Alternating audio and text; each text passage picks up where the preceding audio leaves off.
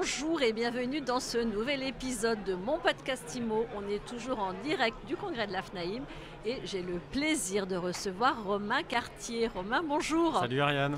Romain, formateur, agent immobilier, conférencier. T'es intervenu ce matin pour expliquer les secrets des négociateurs d'élite. Comment on fait pour réussir dans l'immobilier, Romain Cartier? Alors Ariane, c'est une vraie question. Effectivement, l'année dernière, on s'est penché sur le sujet avec l'ami Jean-David Lepineux d'Opinion System pour savoir comment faisaient les meilleurs négociateurs de France, car il y a vraiment de beaux résultats. On a certains négociateurs qui dépassent largement les 300 000 euros hors taxe de chiffre d'affaires annuel. Et l'idée, c'était de comprendre comment ils arrivaient à performer dans ces bases-là. 300 000 euros de chiffre d'affaires, c'est beaucoup. Oui. Ça représente quel pourcentage de la profession, selon toi, qui arrive à ces résultats extraordinaires? On est là sur l'élite, c'est-à-dire qu'on est environ à 5% de la profession. Lors des conventions, on le voit, il y a beaucoup d'appelés qui font à partir de 150 000 jusqu'à 200 000 euros de chiffre d'affaires. Et dès qu'on dépasse les 200, 250 et 300 000 euros, ça ne représente plus que 5%. Donc, 300 000 euros, un bel objectif pour 95% finalement des agents immobiliers.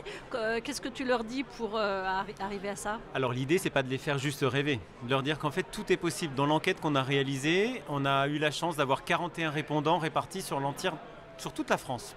L'idée, c'était d'avoir des gens qui ne faisaient pas que de l'immobilier de prestige, où on pouvait penser qu'avec des honoraires très élevés, on arrivait rapidement à ces 300 000 euros. Il fallait que ce soit représentatif du marché français. Donc nous sommes allés chercher des profils bien spécifiques sur l'ensemble de la France, des femmes, des hommes, des jeunes, des moins jeunes, des gens en réseau, des gens qui étaient en agence traditionnelle. Et nous avons donc eu ces 41 répondants qui nous ont gentiment, d'ailleurs ça leur a pris beaucoup de temps et je les remercie encore, qui nous ont gentiment répondu à l'ensemble de ces 70 questions posées pour comprendre quel était leur fonctionnement.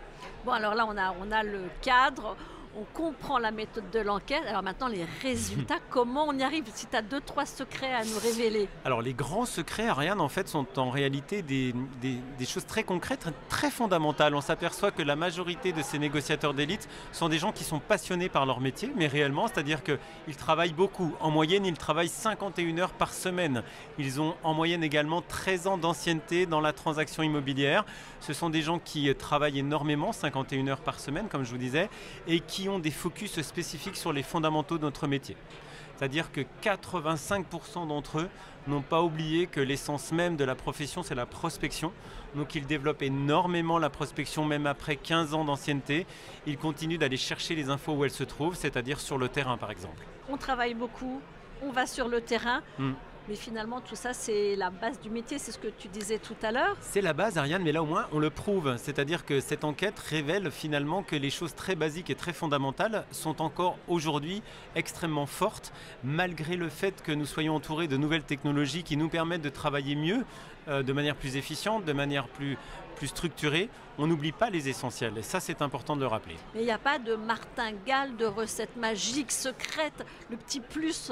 Alors, le petit plus, c'est vraiment quelque chose de très important. Le dénominateur commun de ces commerciaux, c'est la découverte client. D'ailleurs, d'un point de vue vendeur comme acquéreur, ils vont mettre en place une découverte client extrêmement forte, extrêmement profonde. Pour bien connaître le client, ils vont donc poser un maximum de questions ouvertes. Et grâce à cette connaissance client, derrière, il va s'instaurer plein de choses. Finalement, le closing, le mandat exclusif n'est qu'une conséquence d'une bonne découverte. Partir en visite avec un client qualifié, c'est l'assurance d'avoir quasiment une offre à la fin de la visite. Donc l'idée, c'était de travailler moins, mais mieux. Beaucoup plus de qualité finalement que par rapport à de la quantité générique. En même temps, à plus de 50 heures par semaine, on travaille pas beaucoup moins. C'est ça. En fait, on travaille pas moins en quantité, en nombre d'heures, mais on va travailler davantage la qualité. Donc on va consacrer du temps aux clients qui le méritent, en tout cas qui ont des projets très identifiés. Donc pour résumer, les recettes de Romain Cartier, c'est on travaille, on prospecte et surtout on prend le temps de découvrir les besoins de son client. On prend le temps de savoir à qui on a affaire et on prend beaucoup de plaisir à faire ça et ça se ressent énormément.